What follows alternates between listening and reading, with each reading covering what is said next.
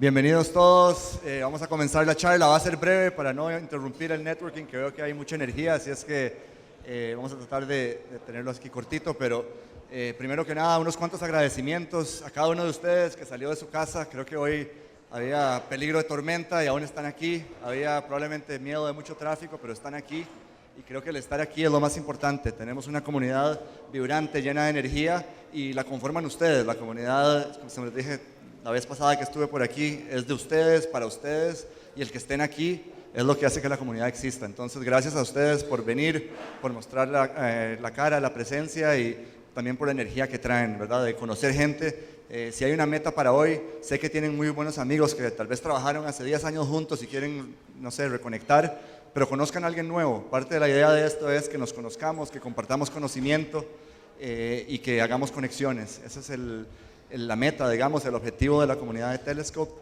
Entonces, bueno, primero que nada, gracias por asistir. Segundo, gracias a todos los voluntarios que nos ayudan para que esto suceda. Al final hay un montón de logística detrás de cada evento y la gente se voluntariza para hacer que los eventos fluyan, que todo sea fácil, que el acceso sea rápido. Entonces, muchas gracias a los voluntarios. También tenemos hoy nuestro primer sponsor externo. Por ahí está Mario Merino de MultiMoney, primer sponsor externo. Muchísimas gracias por el apoyo. Eso.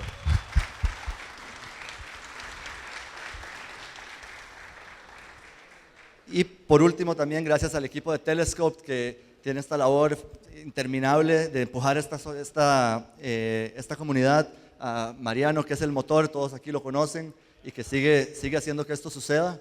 Y finalmente, en el contexto de Costa Rica Tech Week, no sé qué tanto se han involucrado, pero la verdad que yo estoy impresionado, emocionado y no sé, esperanzado, digamos, de lo que veo con lo que está sucediendo con Costa Rica Tech Week.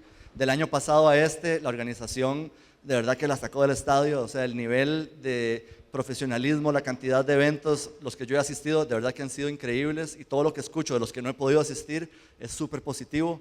Creo que ese equipo está haciendo una labor grande por el ecosistema y esta comunidad es parte de ese ecosistema. Obviamente el evento de hoy como parte de esta Costa Rica Tech Week, entonces involúcrense, vayan a los eventos. Creo que hay cosas muy interesantes y donde se puede aprender mucho, hacer buen networking esta semana, ¿verdad?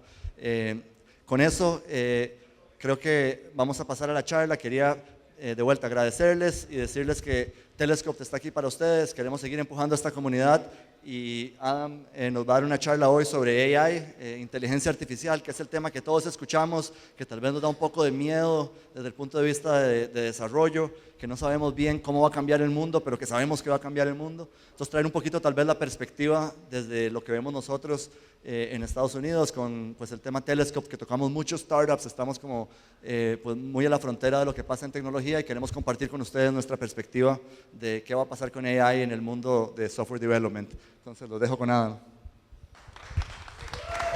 Thank you. Can you hear me okay? All right.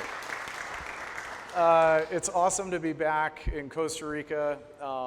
It's great to see so many familiar faces, and I always feel so welcome here. So thanks for coming. And I'm going to apologize in advance. I noticed, guessing you guys probably can't read that font too well. Sorry, AI did the formatting, and so we learned our lesson there. But hopefully you'll read most of it. So I'm going to try to keep this not too long. The main point of tonight is to have a party, right? To hang out and meet each other. This is part of Costa Rica Tech Week, which we're excited to be part of. And so I'll try not to go too long. So we'll talk about the future of software engineering, which affects everybody in this room. But I wanted to start with a personal story. So when I was a little kid, I was a huge fan of Legos. I think we probably have some fans here. Raise your hand if you like. Yeah. All right. That's awesome. I love that. Is anybody familiar with set 8860? Oh, all right. So set 8860 came out in 1980. This was the the best Lego set in all of the 1980s. It was a Technic set. Super cool. You could build a car that was like the cover thing. You know, it had a 4-cylinder engine, a fan that worked, rack and pinion steering. You could adjust the seats with gears. You could even put a motor in it. It was amazing. I was fortunate enough to have a set. This is my set right here.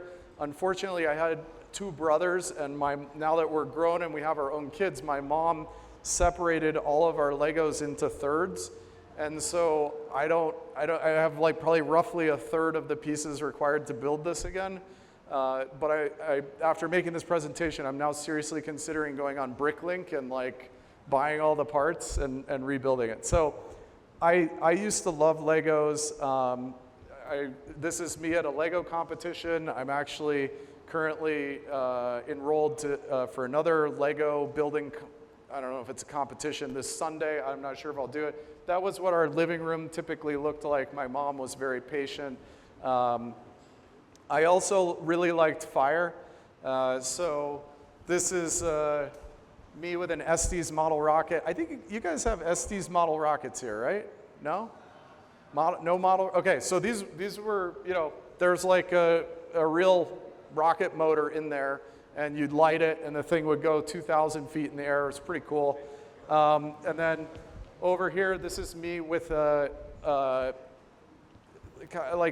failed rocket experiment.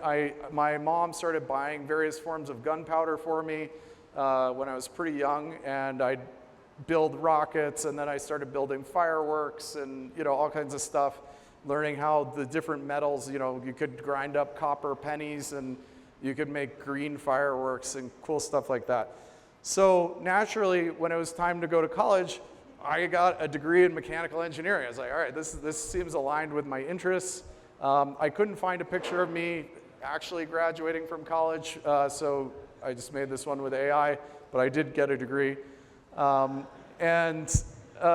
Originally, when I took my first drafting classes, it was actually in middle school, and I started learning how to do drafting on paper with a pencil by hand.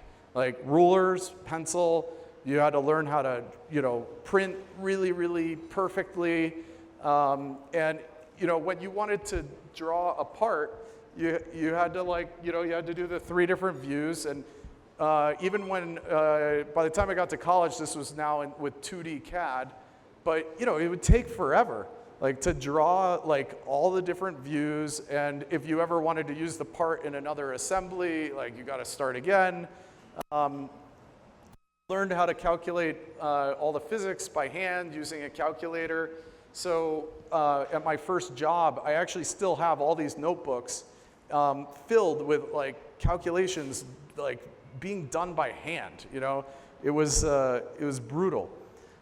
So even a simple part took forever to design, right?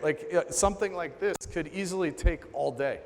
Just the most simple, basic part to do the engineering, to put the drawings together. And then things started to change. So then we got 3D CAD, right? That was a big upgrade when SolidWorks came out. You could start to draw things, and it was really easy to make the machining drawings, and we got finite element analysis software. Originally, you needed to be a PhD to run that stuff. Now there are free versions available. This software cost tens of thousands of dollars. Now it's free. And then we got MATLAB and Simulink and all this stuff. And so before it was really hard to try to figure out how to calculate stuff around a curve, and then that got a lot easier. So basically what happened is over that time period, 95% of the job of a mechanical engineer went away, right? 95% of what you would spend your time doing, you just didn't have to do anymore. This one is painfully small, sorry. But we didn't end up losing any jobs. So this transformation really started happening kind of after the dot-com crash.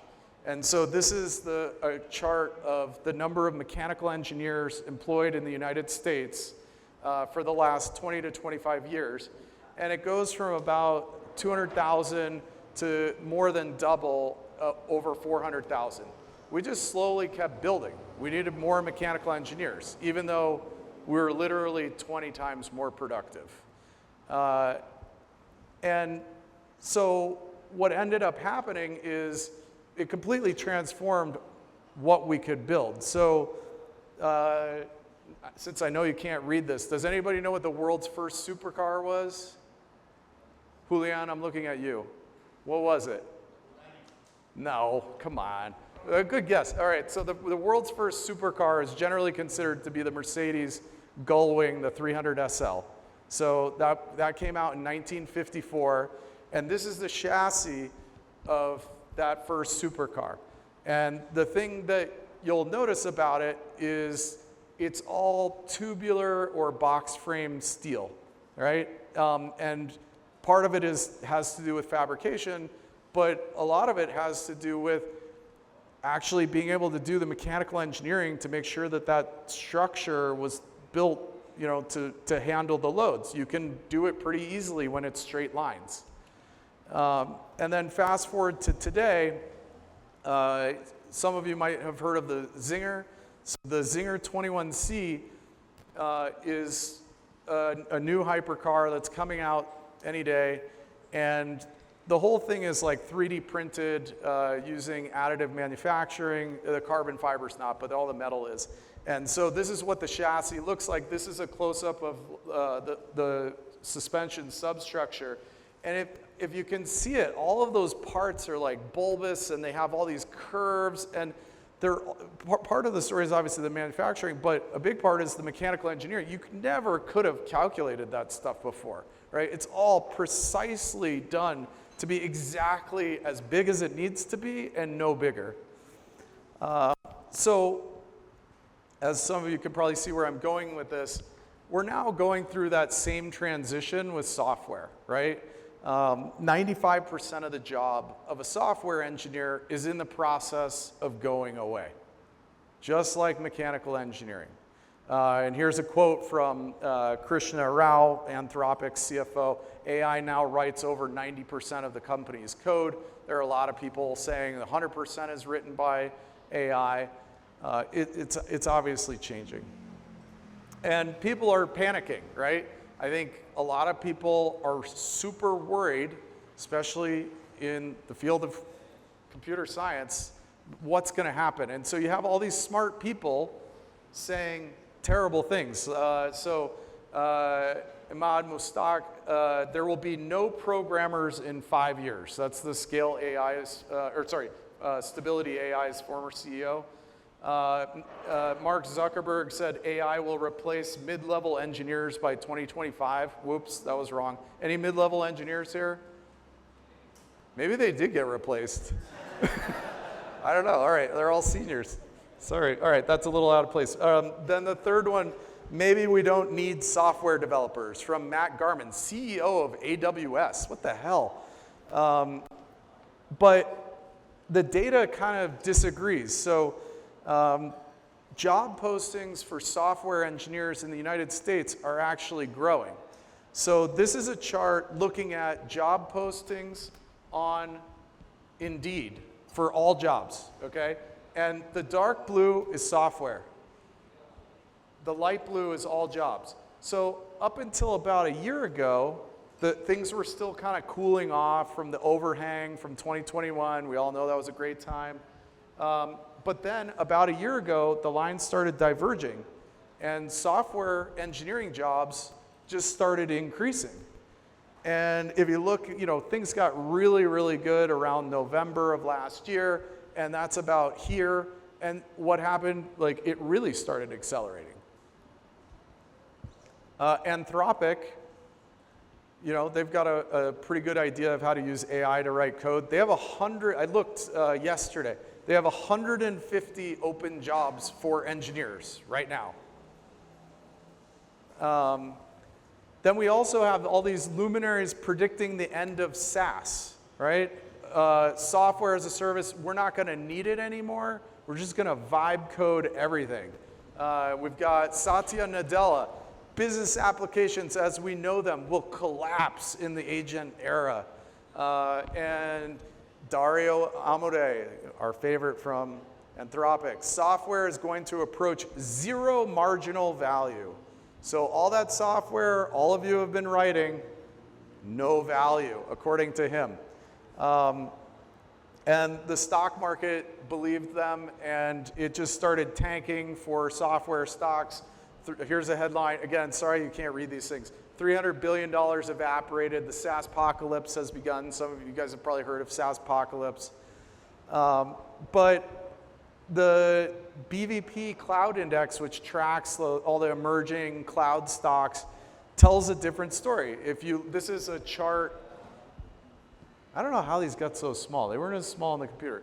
So this is a chart looking at the rule of X over the last 3 years for all of these publicly traded stocks, which is looking at a mixture of their revenue growth, their earnings, their cash flow, and it's just getting better. Like the latest round of earnings came out, they're continuing to do really well. So, something's not adding up there. So there have been free open source versions of just about every major type of software that you might want to make. If you want a CRM, if you want corporate messaging, if you want an alternative to Notion, if you want an alternative to Shopify, there's an open source version for any of these things that's free, right?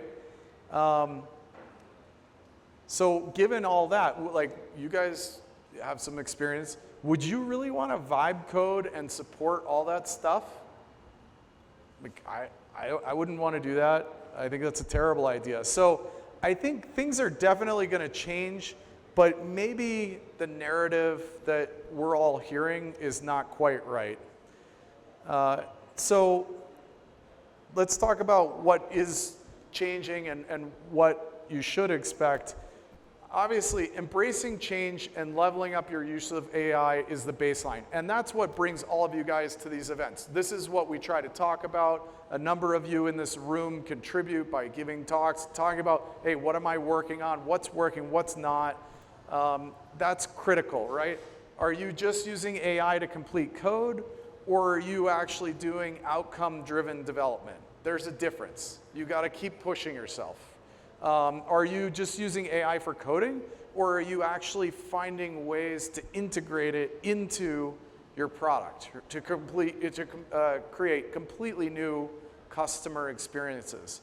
So this is like the baseline. Everybody in this room's got to be doing that. You got to be using the newest stuff, making sure you're not falling behind. The other thing is that the needs are going to shift. So historically, most of the software that's been built has had to sort of work for a large audience. Whether you're working on an e-commerce site or you're building web applications like Salesforce, you had to have a big audience because it's been very expensive to build software. And so custom software has been a much smaller category. If you came to me 3 years ago, we get people that come to us and say, oh, I've got this idea, I want to build this little app, and you have to kind of break the news to them. Well, I don't think I've ever seen a project get built for less than $50,000. If you've got a really small project, maybe you're going to start at $50,000 to $500,000. It might take 6 to 12 months for me to build it for you. You're going to need a large team. There's going to be ongoing maintenance, right? And so it's just been really, really expensive to develop custom software, so not much has been built that way. But I think that's going to change. Now software can proliferate like we've never seen it, right? We can build tons of custom software that you couldn't build before. Every company has tons of unsolved problems, tons, that could be solved with some unique software that nobody could build before. And software factories and AI harnesses, these are going to collapse timelines. There's a young gentleman here tonight who was just demoing an app that he built for doing money transfer that he started 15 days ago, right? That would have never been a thing before. So we're going to see a lot more software. Every company is being pushed and is pushing to adopt AI. So it's pretty crazy. Last year, 2025, only 26% of Fortune 2000 or Global 2000, companies had a chief AI officer, and now just a year later, it's up to 76%. 26% to 76% in a year. 72% of US CEOs say that their boards are pressuring them to do more with AI. So naturally, a lot of people are starting to play with these tools in organizations. People are starting to vibe code, non-engineers, inside companies. But the problem we're just starting to see is that most of that vibe-coded software isn't making it into production, right? Like somebody's got an idea, they get something together, it kind of works, it's maybe a little fragile, they can't figure out how to host it, they don't launch it, and it doesn't go anywhere. And all the research is pointing to somewhere between 60 and 90% of AI projects within companies failing this year, failing to actually get any kind of usage at all.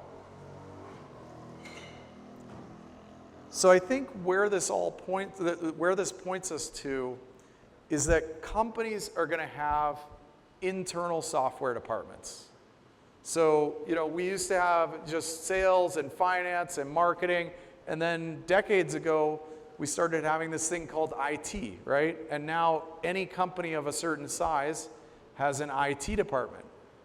The same thing's going to happen with software.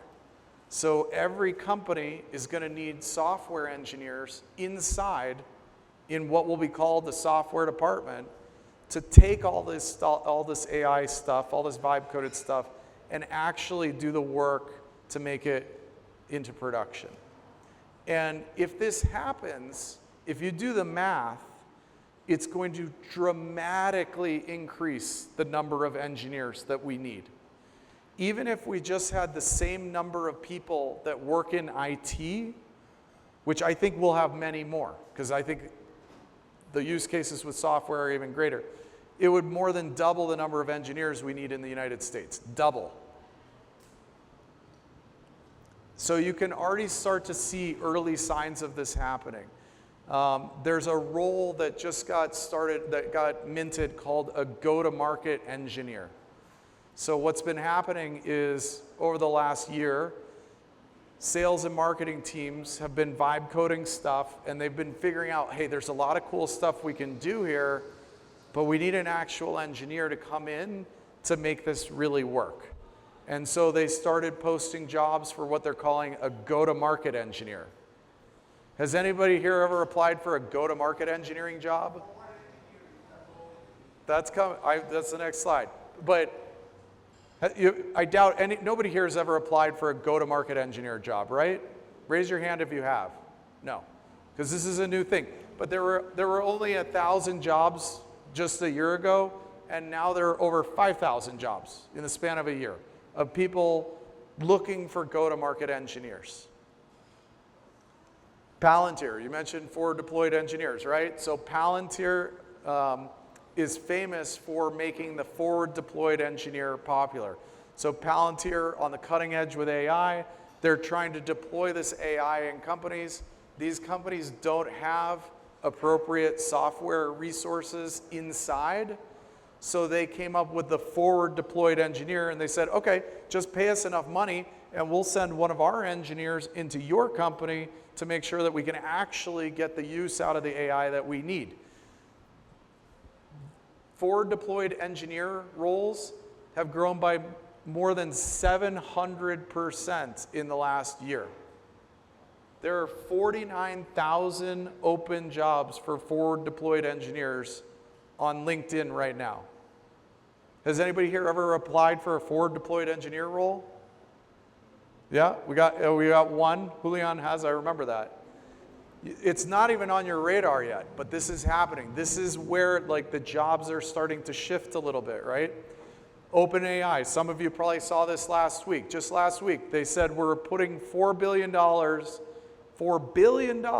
that used to be a lot of money, into an initiative to actually get engineers to embed engineers into companies. It's just another forward deployed engineer, right? Same thing. They're figuring out that in order to get our AI tools implemented, we need real engineers in these companies to make sure it happens. So the future of software engineering is about an abundance of software like we've never seen before, with software engineers at the core. Some of it's gonna look a little bit different, right? The jobs are gonna be they're gonna have different titles.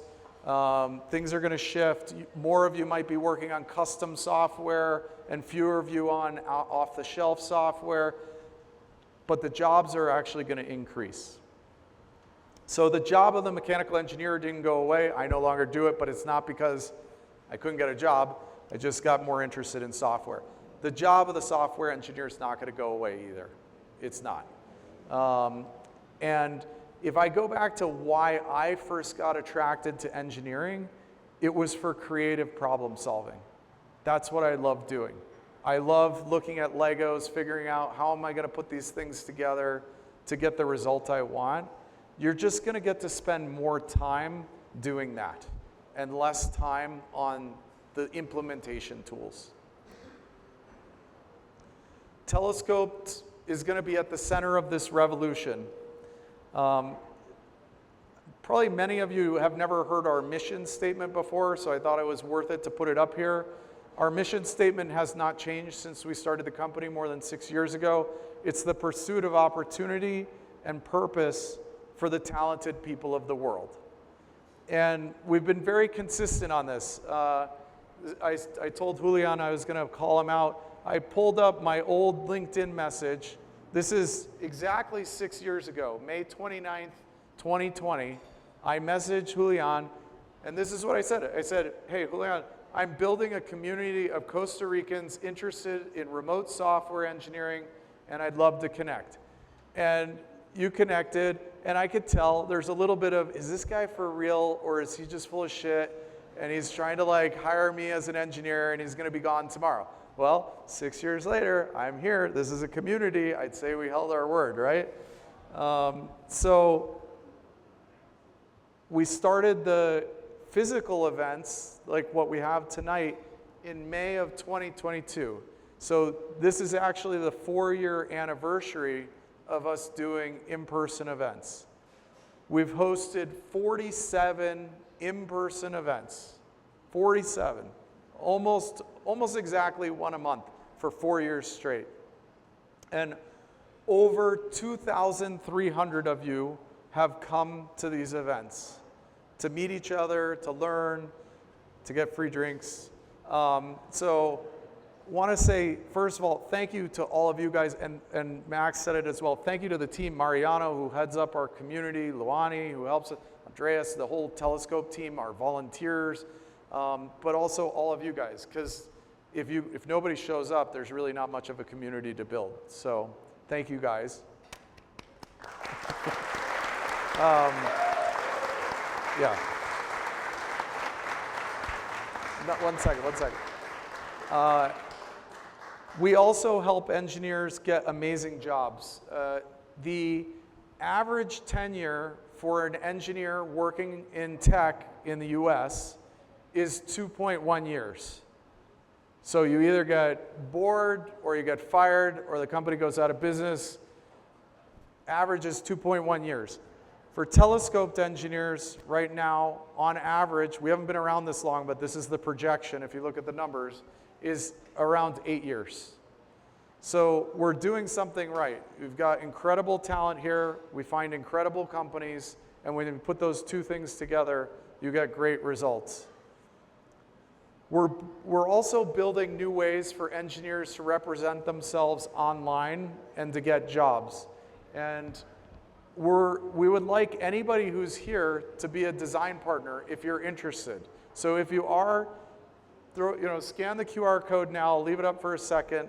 And it's just a simple Google form. Give us your name and email. Obviously, we have that. But specifically, if you're interested in working on us as we build out our platform, as we test new ideas, new ways for you guys to represent yourselves online, new ways to connect with companies. We need engineers that are willing to try these things, tell us if they suck, tell us if they're great. So if you're interested in helping with that, sign up there. I think it's going to be exciting stuff. Everybody got it? Think so? Yeah? Okay. So the future of software engineering is bright. Honestly, I believe that. And so let's build this community and these opportunities together. Thank you guys very much. And we'll do a couple questions.